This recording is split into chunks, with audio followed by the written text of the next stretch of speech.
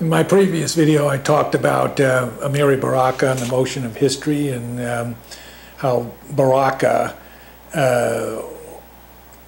organizes dramatic action to articulate his particular understanding of how historical processes work in relation to social transformation and the way in which oppressed communities within a society can achieve their freedom or emancipation from the oppression that afflicts them. So the theme of how society changes is a major preoccupation of a number of dramatists coming out of the 1960s and into the 70s. I wanted to contrast Baraka's approach with what August Wilson has done. I've read his play Fences from 1983. Fences is part of a really large project to which August Wilson devoted his life to completing. It's a part of a cycle of, for instance, it's a part of a cycle of 10 plays that cover 100 years of African American experience, and the cycle. If you read the plays in chronological order, it begins the beginning of the 20th century and goes through a decade of each century, or each decade of the 20th century, and describes different aspects of African American experience. So the cycle as a whole, which he called the Pittsburgh cycle, since the plays are supposed to take place in Pittsburgh for the most part. I don't think all of them do, but he tends to choose Pittsburgh as his locale for setting of his plays. So the cycle as a whole follows this linear approach, beginning in around 1900 and going decade by decade up until the end of the 20th century. He didn't write the cycle in chronological order, but nevertheless the cycle follows the linear approach to history that Baraka opposed in his motion of history in favor of a montage view of history, where you juxtapose different historical periods in relation to the present moment. Wilson is more conventional in his idea of history insofar as he wants viewers of his plays to see a relation between what became what preceded the present action and what follows it, so that it's more linear and progressive, you might say. Although I wouldn't characterize Wilson as completely devoted to the linear progressive approach, as I'll try to explain as we move on. Wilson's whole dramatic technique is entirely different from what Baraka pursues. Baraka jumps from one place to another, one time to another, one environment to another. At one point he's in New York City or in Jamestown during 17th century, or Charleston in the 1820s, or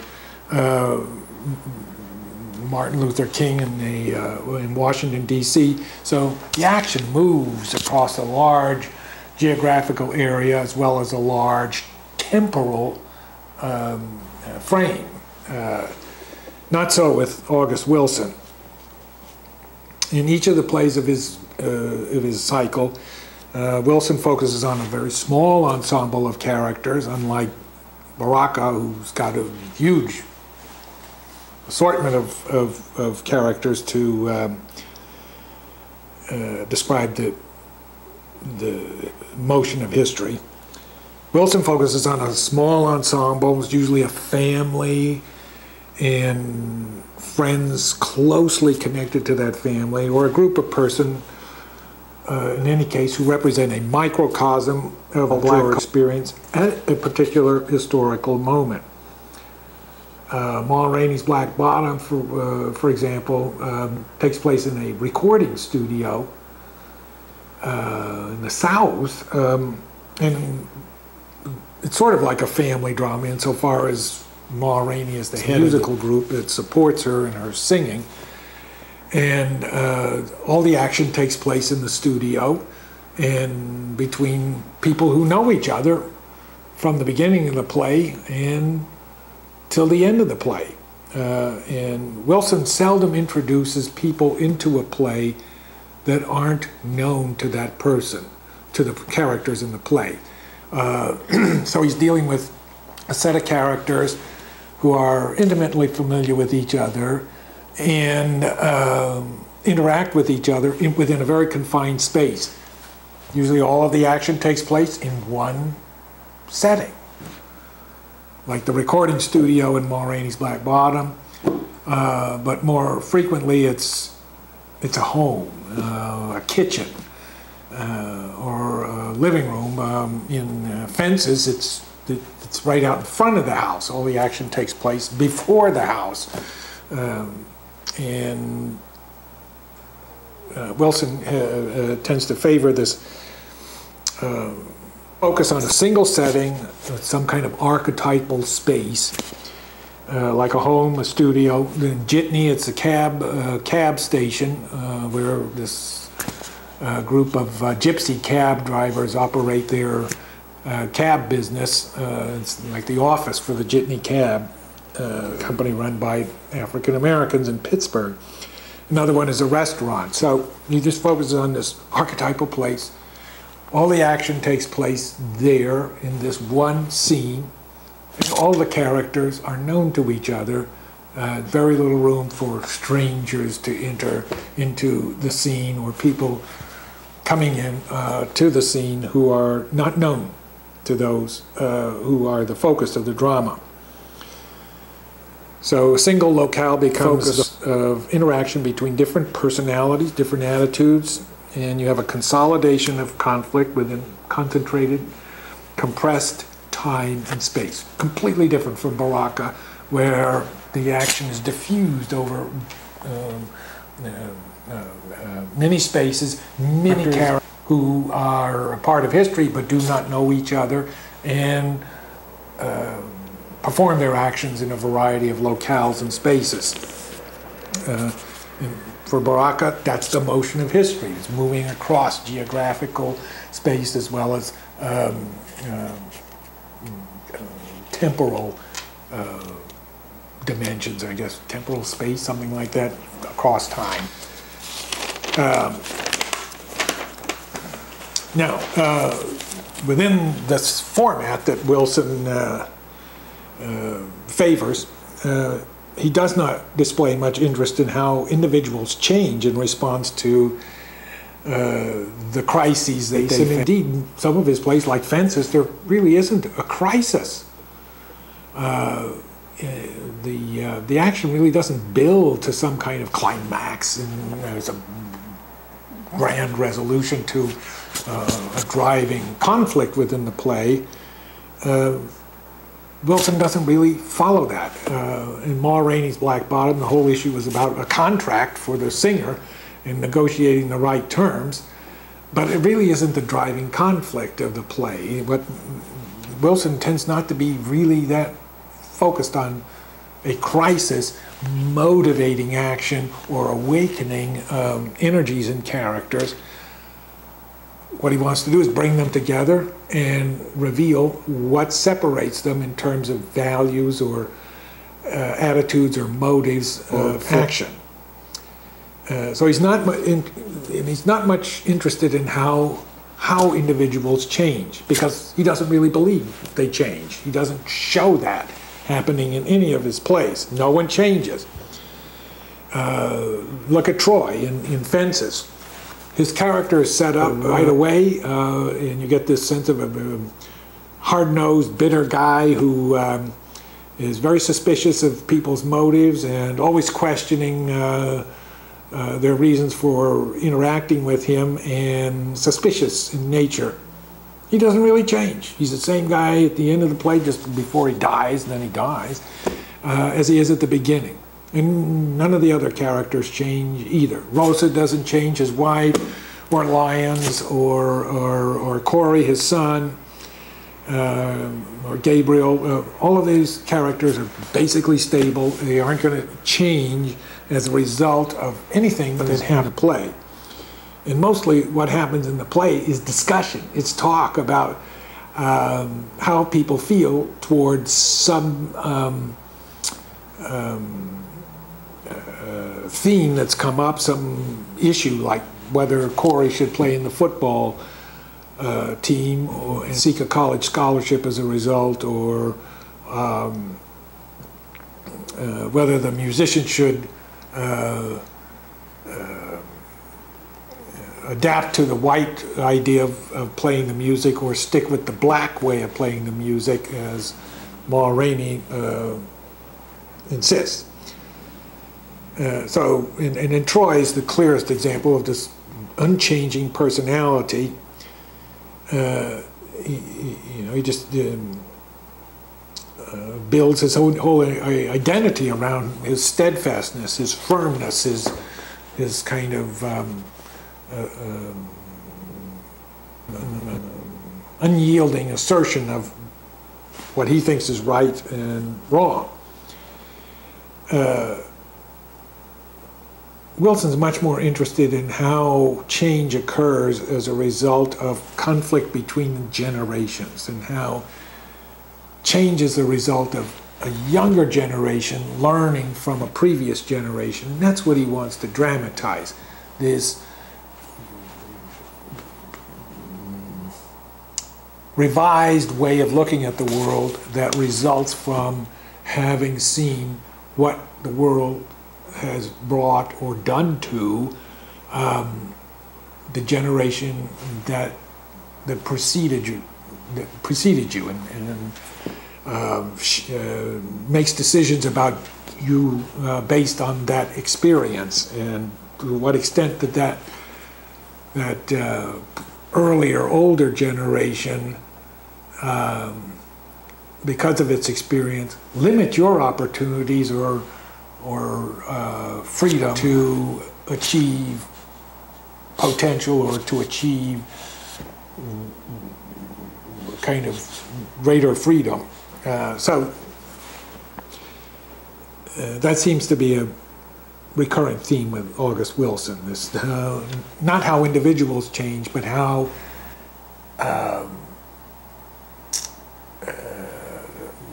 not even a society, but how the African American culture changed as a result of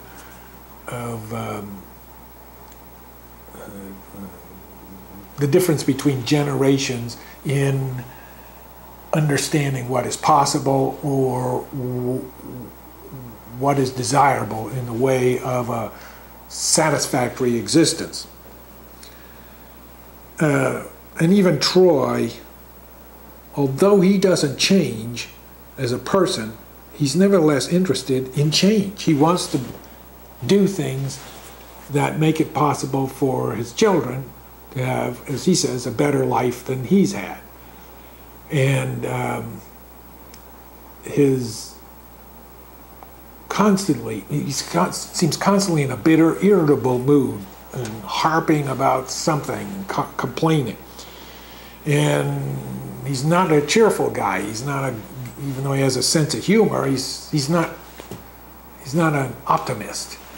But having shared that kind of disillusioned, anger. You know, he lost his opportunity as a Major League Baseball player because of racial discrimination. The major leagues wouldn't allow blacks in.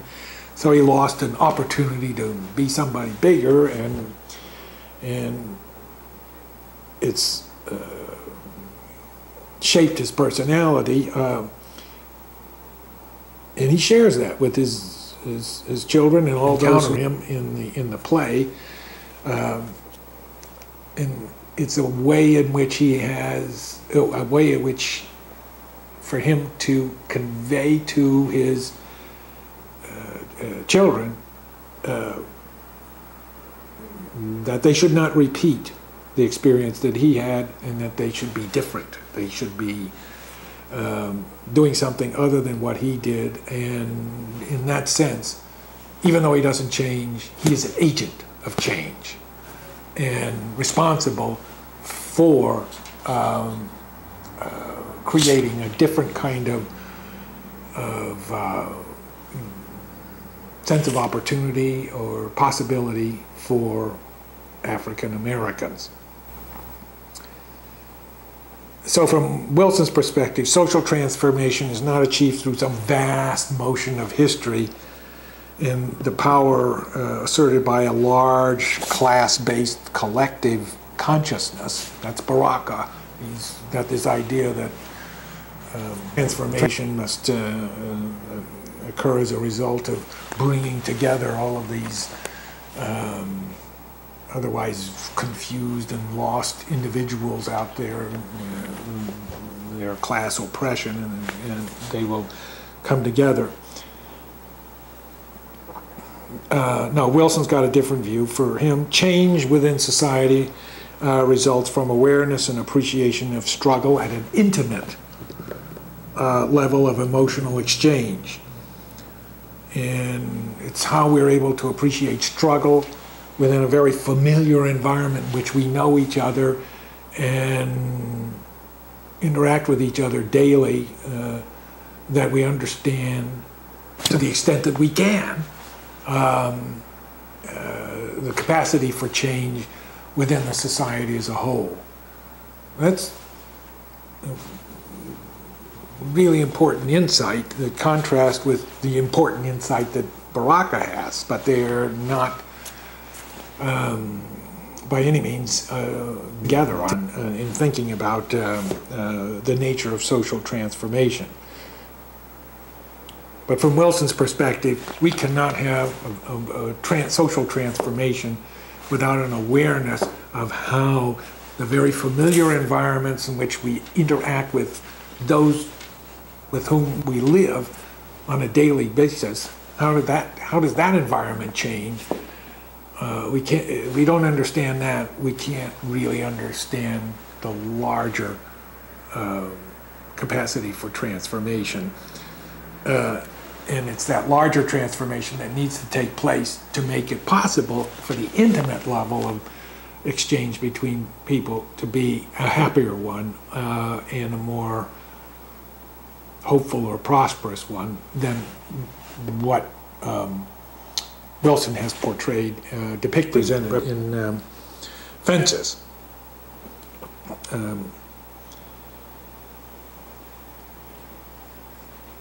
Well, nevertheless, even though in Fences and in other plays by Wilson, the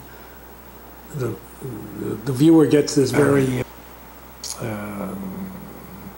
intimate, familiar world represented in the action,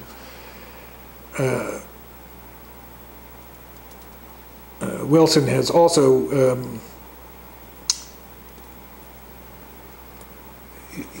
made clear through this Pittsburgh cycle as a whole that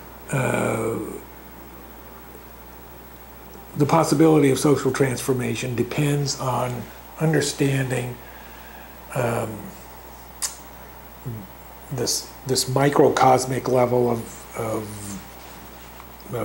change between generations on an epic scale. Just seeing one play with this very intimate level of interaction going on is not enough to convey the power of this intimate level of interaction to transform the society. The whole cycle is the true representation of the way in which the experience of blacks has been transformed by these different generations within the decades. So you have an epic scale covering decades, and from Wilson's perspective, the point of this cycle is to show how the transformation of the society depends on a slow, persistent struggle from day to day in very mundane and familiar settings in every decade, from decade to decade. That's in complete contrast to Baraka, who emphasizes sudden revolutionary change that results from this sudden class consciousness and highly inflamed sense of indignation at injustice. These are a catalyst for an explosive transformation of society, and a sudden one. Baraka doesn't believe in the slow, incremental approach pursued by Wilson. He favors a much more volatile combination of elements to bring about social transformation. And that entails this juxtaposition, this other kind of consciousness where the mind is capable of bringing different historical moments or even flashpoints together to create another flashpoint and build the momentum or energy needed to bring about rapid transformation of the society. Wilson, a bit skeptical that that's going to happen,